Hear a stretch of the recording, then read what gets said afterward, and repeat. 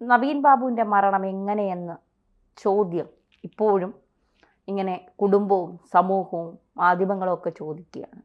ആന്തരിക അവയവങ്ങളിലെ പരിശോധനാ റിപ്പോർട്ട് ഇതുവരെ പുറത്തു വന്നിട്ടില്ല. അത് പരിശോധിച്ചിട്ടുണ്ടോ എന്ന ചോദ്യം ഇപ്പോഴും ബാക്കിയാണ്. അതായത് ആന്തരിക അവയവങ്ങളിൽ ഈ പല രീതിയിലുമുള്ള അഭ്യാസങ്ങൾ അറിയാവുന്നവർ കൈവച്ചാൽ, അതായത് ഇടിച്ച് കലക്കിയാൽ അതൊരു പോസ്റ്റ്മോർട്ടം റിപ്പോർട്ടിലും വരില്ല എന്നുള്ളതാണ് പല വിദഗ്ധരും ചൂണ്ടിക്കാട്ടുന്നത്. അങ്ങനെയെങ്കിൽ കുടുംബം ആരോപിച്ചത് സത്യമല്ലേ? അങ്ങനെയും പറയേണ്ടി വരും. കാരണം നവീൻ ബാബുവിൻ്റെ മരണത്തിൽ ഒരുപാട് ദുരൂഹതകളുണ്ട്. എന്തുകൊണ്ടാണ്, അതായത് അദ്ദേഹത്തെ, ഇത് എനിക്ക് വളരെ പണ്ട് മുതലുള്ള സംശയം എന്താണെന്ന് വെച്ചാൽ, യഥാർത്ഥത്തിൽ ആരെങ്കിലും ഈ ദിവ്യയെ കരുവാക്കിയതാണോ എന്ന് വലിയ സംശയമുണ്ട് എനിക്ക്. കാരണം ഇദ്ദേഹത്തെ ഇദ്ദേഹത്തെ വധിക്കാൻ വേണ്ടി, അതായത് ഇല്ലാതാക്കാൻ വേണ്ടി ഒരു കാരണം വേണമല്ലോ. അങ്ങനെ ഇതൊരു ആത്മഹത്യയാണ് എന്ന് വരുത്തി തീർക്കാൻ വേണ്ടി എന്തെങ്കിലുമൊക്കെ പറഞ്ഞ് ഇവർ തമ്മിലുള്ള ഒരു ശത്രുതയെ കുറച്ച് അധികം ഉപയോഗിച്ചുകൊണ്ട് ഇദ്ദേഹം പോകുന്നുണ്ട്, 2 വാക്ക് പോയി പറ എന്നൊക്കെ പറഞ്ഞ് ഏതെങ്കിലും തരത്തിൽ പിരികേറ്റി വിട്ട് ഇവർ പോയി ഇങ്ങനെ വല്ലതും സംസാരിച്ചതായിരിക്കുമോ എന്ന് എനിക്ക് വലിയ സംശയമുണ്ട്. കാരണം ഇവരിതൊന്നും അറിയുന്നുണ്ടാവില്ല, ഒരു പക്ഷേ, മേ ബി, എനിക്കറിയില്ല. അങ്ങനെ എൻ്റെ ഒരു സംശയം മാത്രമാണ്. പോലീസാണ് കണ്ടെത്തേണ്ടത്. പക്ഷേ ഇതിൽ നവീൻ ബാബുവിൻ്റെ മരണത്തിലെ ഓരോ സംഗതികളും നമ്മളെടുത്ത് പരിശോധിച്ചാൽ ആദ്യം മുതലേ ഒരു സ്ക്രിപ്റ്റഡ് ആയിട്ടുള്ള ഒരു കാര്യം, ഒരു തിരക്കഥ തന്നെ നടന്നിട്ടുണ്ട് എന്നുള്ള കാര്യത്തിൽ നമുക്ക് യാതൊരു സംശയവുമില്ല. അതായത് ഒരു മുതിർന്ന ഉദ്യോഗസ്ഥൻ, ഡെപ്യൂട്ടി കളക്ടർ, ADM ആണ്. അതായത് നമ്മൾ ആലോചിക്കേണ്ടത് ഒരു ജില്ലയുടെ ഭരണാധികാരിയെ സഹായിക്കുന്ന ഉദ്യോഗസ്ഥനാണ്.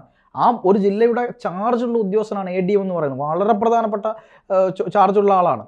അദ്ദേഹത്തെ പോലുള്ള ഒരു വലിയ ഉദ്യോഗസ്ഥൻ മരണപ്പെട്ട് കിടക്കുമ്പോൾ അവിടെ പോലീസ് കാണിക്കേണ്ട ഒരു മര്യാദകളും പോലീസ് കാണിച്ചിട്ടില്ല, ഒരു ഉത്തരവാദിത്വവും കാണിച്ചിട്ടില്ല. അതായത് ഈ പറയുന്ന അദ്ദേഹം കക്കൂസിൽ ആണ്, ടോയ്ലറ്റിലാണ് അദ്ദേഹം തൂങ്ങി കിടന്നിരുന്നത് എന്ന് പറയുന്നു. അങ്ങനെ ഒരു ടോയ്ലറ്റിൽ തൂങ്ങിക്കിടക്കാൻ മാത്രം എന്ത് സംവിധാനമാണ് അവിടെ ഉള്ളതെന്ന് എനിക്കറിയില്ല. വീട്ടിൽ മറ്റു മുറികളുണ്ട്, ആ വീട്ടിൽ മറ്റാരുമില്ല എന്നവർ തന്നെ പറയുന്നുണ്ട്. കതക് തുറന്നിട്ടിട്ടുണ്ട്. പിന്നെ എന്തിനാണ് അദ്ദേഹം ബാത്റൂമിൽ കയറുന്നത്? അതെ, ബാത്റൂമിൽ എന്തിനാണ് എന്ന് പറയുന്നത് എനിക്ക് മനസ്സിലാവുന്നില്ല. രണ്ടാമത്തത്, കതക് തുറന്നിട്ടുകൊണ്ട് ആരെങ്കിലും തൂങ്ങി മരിക്കുമെന്നൊരു ചോദ്യമുണ്ട്.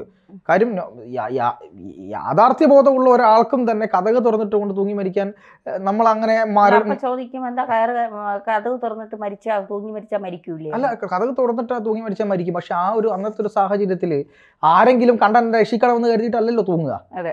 നമ്മളിത് അറിയരുത് എന്ന് കരുതിയിട്ടില്ലാണല്ലോ തൂങ്ങി മരിക്കുക എന്ന് പറയുന്നത്.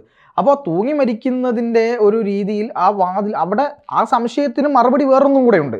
അതായത് പിറ്റേ ദിവസം ഈ പറയുന്ന ഈ ഡ്രൈവർ ഷംസുദ്ദീൻ അവിടെ വന്ന സമയത്ത് അയാൾ പറഞ്ഞൊരു കാര്യം, വാതിൽ തുറന്നിട്ടത് കണ്ടതുകൊണ്ട് ഞാൻ അകത്തേക്ക് കയറിയില്ല, എനിക്ക് എന്തോ ഭയമായി എന്നാണ് പറയുന്നത്. വാതിൽ തുറന്നിട്ട് ആ ഭയം വരുന്ന ഡ്രൈവർ ഭയങ്കര മനുഷ്യനാണ്. ഇവനെന്തോ ഫോബിയ, കാര്യങ്ങൾ നേരത്തെ അറിയാമായിരുന്നത് കൊണ്ടായിരിക്കും ഡ്രൈവർ ഭയന്നത്. അതെ, അതാണ് പച്ച മലയാളം. അല്ലെങ്കിൽ ഇവൻ ഫോബിയ രോഗിയായിരിക്കണം. എന്ത് കണ്ടാലും വല്ല ഫോബിയാണ്, വാതിൽ ഫോബിയ, അല്ലെങ്കിൽ അങ്ങനെയല്ലേ, അങ്ങനെയൊക്കെ ഉണ്ട്, പല ഫോബിയകളുണ്ട്. അപ്പം അത്തരം ഫോബിയ രോഗിയായിരിക്കണം. അപ്പോൾ ഇദ്ദേഹം രാവിലെ വരുമ്പോൾ ഇത് ഇദ്ദേഹത്തെ ഭയം വരുന്നു, മറ്റുള്ള തൊട്ടപ്പുറത്തെ വീട്ടിലെ ആളുകളെ കൂട്ടി കാണുന്നു, അങ്ങനെയാണ് ഇത് കാണുന്നതെന്നാണ് പറയുന്നത്. അത് തന്നെ കള്ളമാണ് ഒന്ന്. രണ്ടാമത്തത്, ഈ പറയുന്ന നവീൻ ബാബുവിനെ മരിച്ചു കിടക്കുന്നു എന്ന് പറയുന്നതിൻ്റെ ഫോട്ടോസ്, വീഡിയോസ്, കാല് നിലത്ത് തട്ടിയിരുന്നോ, ഇത്തരത്തിലുള്ള ഒരുപാട് കാര്യങ്ങളിൽ നമുക്കിപ്പോഴും വ്യക്തതയില്ല. ഇതാരാണ് ചെയ്തത്? ഇനി ഈ പോസ്റ്റ്മോർട്ടം ഇൻക്വസ്റ്റ് നടപടി, ശാരീരിക പരിശോധന നടത്തുന്ന സമയത്ത് ആരൊക്കെയായിരുന്നു ഉണ്ടായിരുന്നത്? ഇവരെന്തൊക്കെ രീതിയിൽ, ഫോട്ടോ പോലീസ് ഏത് രീതിയിൽ എടുക്കാമല്ലോ, ഇവരുടെ അടിമ പോലീസ് ആണെങ്കിൽ എന്തും ചെയ്യാം, നമുക്കൊന്നും പറയാൻ പറ്റില്ല. മാത്രമല്ല, നേരത്തെ ധന്യ സൂചിപ്പിച്ചൊരു പ്രധാനപ്പെട്ട കാര്യം ഉണ്ടായിരുന്നു. അതായത് ചെറിയ ഒരു അയ കെട്ടുന്ന ഒരു കയറ്, ആ കയറിനകത്ത് 55 കിലോ ഭാരമുള്ള ഒരാൾ തൂങ്ങി മരിക്കുക എന്ന് പറഞ്ഞാൽ സാമാന്യ വിവരമുള്ള ആർക്കെങ്കിലും വിശ്വസിക്കാൻ പറ്റുമോ? അത് മാത്രമല്ല പാർത്ഥ, രക്തക്കറ കണ്ടിട്ട് ഇൻക്വസ്റ്റ് പൂർത്തിയാക്കിയ പോലീസ് പോസ്റ്റ്മോർട്ടം ചെയ്യുന്ന സർജനോട് അതേക്കുറിച്ച് പറഞ്ഞിട്ട് പോലുമില്ല ഇത്തരത്തിൽ രക്തക്കറ കണ്ടു ശരീരത്തിൽ എന്നുള്ളത്. അല്ല, പറഞ്ഞിട്ടില്ല എന്ന് മാത്രമല്ല, രണ്ടാമത്തത്, വസ്ത്രം ഏത് രീതിയിലാണോ ഉണ്ടായിരുന്നത് ആ വസ്ത്രം, അതായത് ഒരു പ്രത്യേക സാഹചര്യത്തിൽ കൊല്ലപ്പെട്ട അല്ലെങ്കിൽ മരണപ്പെടുകയാണെങ്കിൽ, അസ്വാഭാവിക മരണമാണെങ്കിൽ അടിവസ്ത്രം ഉൾപ്പെടെയാണ് നമ്മൾ എവിടത്തേക്ക് കൊണ്ടുപോവുക, മോർച്ചറിയിലോട്ട് കൊണ്ടുപോവുക. അതുപോലും, അതിൽ നിന്ന് പോലും സാമ്പിളുകൾ ശേഖരിക്കും. എങ്ങനെ? അവളിൽ നിന്ന് എന്തെങ്കിലും രക്തക്കറയുണ്ടെങ്കിൽ അത് നോക്കും. അങ്ങനെ എല്ലാത്തരം സാമ്പിളുകളും ഇവർ പരിശോധിക്കും. ഫോറൻസിക് വിഭാഗമുണ്ട്. ആ ഫോറൻസിക് വിഭാഗം ഇതിൽ നിന്നെല്ലാം കൃത്യമായി സാമ്പിൾ എടുക്കണം. അത്തരത്തിൽ ഫോറൻസിക് വിഭാഗം സാമ്പിൾ എടുത്തിട്ടില്ല. രണ്ടാമത്തത്, പോസ്റ്റ്മോർട്ടം എന്ന് പറയുന്നത് ഫോറൻസിക് സർജന്റെ നേതൃത്വത്തിലാണോ നടന്നത് എന്നുള്ളതാണ്. പോലീസ് സർജന്റെ നേതൃത്വത്തിലാണോ നടന്നത് എന്നുള്ളത് നമ്മൾ അറിയില്ല, ഒരുപക്ഷെ ആയിരിക്കാം. അങ്ങനെ നടക്കുന്നതാണെങ്കിൽ വളരെ കൃത്യമായി ഈ ഫോറൻസിക് പരിശോധനാ റിപ്പോർട്ടും ഇത്തരത്തിലുള്ള എന്താണ് ഡോക്ടറുടെ റിപ്പോർട്ടും നിഗമനങ്ങളും എല്ലാം ചേർത്തുകൊണ്ടാണ് ഇത്തരത്തിൽ ഒരു സമഗ്ര റിപ്പോർട്ട് കൊടുക്കേണ്ടത്, അതായത് പോസ്റ്റ്മോർട്ടം റിപ്പോർട്ട് കൊടുക്കേണ്ടത്. അതിന് ഈ പറയുന്ന ജില്ലാ ആശുപത്രി അടുത്തുണ്ടായിരുന്നിട്ടും അതൊന്നും കാണാതെ നേരെ എവിടെ പോയി? പരിയാരത്തേക്ക് പോയി. അവിടെ പറയണ്ടല്ലോ.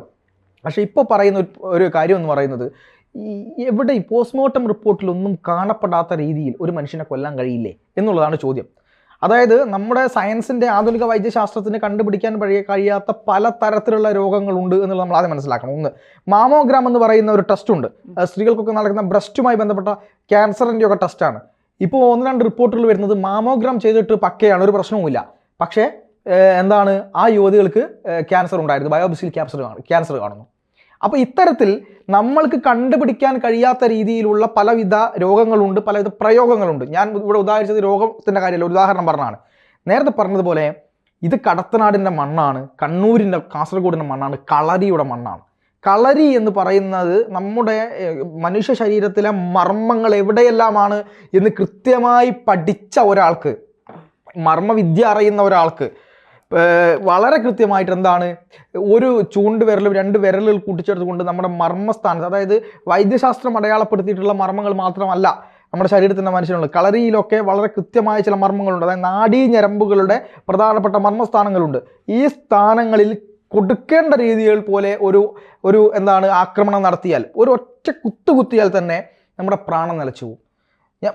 കറക്റ്റാണ്. ശ്വാസം പോലും കിട്ടാതെ, പ്രാണൻ കിട്ടാതെ നമ്മൾ മരണപ്പെടും. അതിന് നമ്മൾ ഈ പറയുന്ന പോലെ ഒരു അല്പനേരത്തേക്ക് മാത്രമാണ് എന്താണ് ആ ഞരമ്പിന് പ്രാണന്റെ പ്രശ്നത്തിന് ബുദ്ധിമുട്ടുണ്ടാവുക. അതോടുകൂടി ആ ഞരമ്പ് ശരിയാകുകയും ചെയ്യും. പിന്നെ നമ്മൾ എത്ര നേരം നോക്കിക്കഴിഞ്ഞാലും ഇത് എങ്ങനെയാണ് സംഭവിച്ചത് എന്നുള്ളതിന് നമുക്കൊരു തെളിവുണ്ടാവില്ല. അപ്പോൾ ആ തരത്തിൽ വളരെ കൃത്യമായി മർമ്മവിദ്യകൾ അറിയാവുന്ന എന്താണ് കളരിയിലെ പല രഹസ്യങ്ങളുണ്ട്. ഇത്തരത്തിലുള്ള രഹസ്യങ്ങൾ അറിയാവുന്ന ഒരാൾ കൃത്യമായി കൈവച്ചതാണെങ്കിൽ, അങ്ങനെയുള്ള സംശയങ്ങളാണല്ലോ വരുന്നത്. എന്തായാലും എനിക്ക് തോന്നുന്നത്, തുടക്കം മുതൽ നമ്മൾ ഉൾപ്പെടെയുള്ള മാധ്യമങ്ങൾ പറയുന്നുണ്ട്, കുടുംബം ആരോപിക്കുന്നതിന് മുൻപ് തന്നെ ഇതിലെ ചില ദുരൂഹതകൾ ചൂണ്ടിക്കാണിച്ചിട്ടുമുണ്ട്. അത്തരത്തിൽ പോലീസിന്റെ ഭാഗത്ത് നിന്ന് കൃത്യമായ ഒരു അന്വേഷണം ഇതിൽ നടന്നിട്ടില്ല എന്നുള്ളതൊരു യാഥാർത്ഥ്യം തന്നെയാണ്. കുടുംബം ആരോപിക്കുന്ന ആരോപണം 100% ശരിയാണ്. കുടുംബത്തിന് ആവശ്യം നിഷ്പക്ഷമായ ഒരു അന്വേഷണമാണ്. അതാണ് അവർ CBIയെ തന്നെ ഈ കേസിൽ കൊണ്ടുവന്ന ഒരു സമർത്ഥനായ ഉദ്യോഗസ്ഥൻ അന്വേഷിച്ചാൽ തീർച്ചയായിട്ടും കേരള പോലീസിൽ സമർത്ഥനായ ഉദ്യോഗസ്ഥർ ഇല്ല എന്നല്ല, അവരുടെയൊക്കെ കൈകൾ കെട്ടപ്പെട്ടിരിക്കുകയാണ്. അവർക്കൊന്നും ചെയ്യാൻ കഴിയാത്തൊരവസ്ഥയിലാണ്. സത്യം തെളിയിക്കണമെന്ന് പലർക്കും ഉണ്ടാകാം, പക്ഷേ അത് തെളിയിച്ചാൽ അവരുടെ ജീവനും കൂടി ആപത്തിലാകും എന്നുള്ള ഒരു അവസ്ഥ അവർക്ക് മനസ്സിലാകും എന്നുള്ളത് കൊണ്ട് അവർക്കൊന്നും ചെയ്യാൻ കഴിയാത്ത അവസ്ഥയാണ്. ഇവിടെ തീർച്ചയായിട്ടും CBI വരട്ടെ. നമ്മളൊക്കെ പറയുന്നത് നേരറിയാൻ CBI എന്നത് പറയുന്നത് പോലെ എല്ലാ സംശയങ്ങളും, നവീൻ ബാബുവിൻ്റെ കുടുംബത്തിൻ്റെ എല്ലാ സംശയങ്ങളും ദൂരീകരിക്കാൻ CBI വരിക തന്നെ വേണം. ഇതിൻ്റെ പിന്നിൽ പ്രവർത്തിച്ചവർക്ക് പിടി വീഴുക തന്നെ വേണം. ഇനി ഒരു നവീൻ ബാബുമാരും ഇത്തരത്തിൽ അഴിമതി നടത്താത്ത ഒരു ഉദ്യോഗസ്ഥനും ഇത്തരത്തിൽ കൊല ചെയ്യപ്പെടരുത്. അത് തന്നെയാണ് വേണ്ടത്. അതിന് CBI വന്നേ മതിയാകും.